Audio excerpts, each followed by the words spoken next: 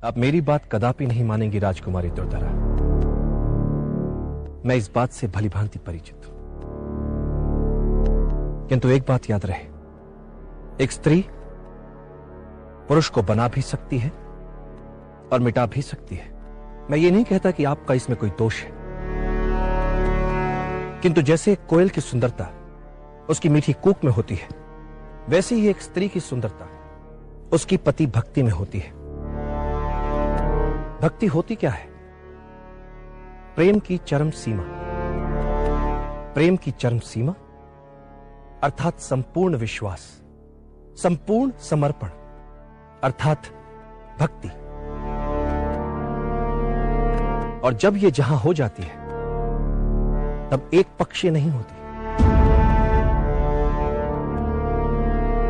अब एक क्षण के लिए सोच कर देखिए, एक व्यक्ति अखंड भारत के निर्माण में लगा है और उसके हृदय में रह रहकर प्रश्न उठ रहे हैं, घर पर उसकी पत्नी कैसी होगी, क्या कर रही होगी।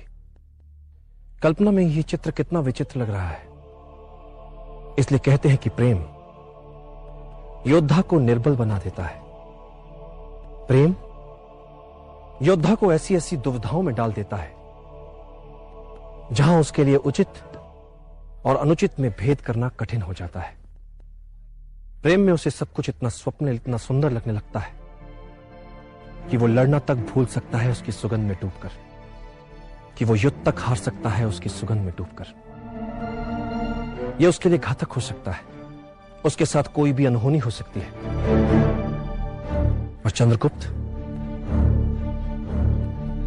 प्रेम के लिए इतना बड़ा मूल्य नहीं चुका सकता। वैसे भी उसके जीवन को हर क्षण संकट घेरे रहते हैं, सहस्त्रों साथियों का उत्तरदायित्व है उस पर। मैं इस महान संग्राम में आपका दुर्ग के भीतर से द्वार खोलना महत्वहीन नहीं मान रहा।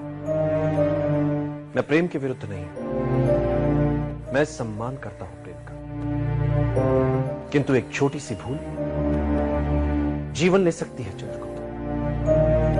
उस स्वप्न को चूर चूर कर सकती है ये तुच्छ भूल, जो उससे भी बड़ा है, मुझसे भी बड़ा है, आपसे भी बड़ा है, हम सबसे बड़ा है।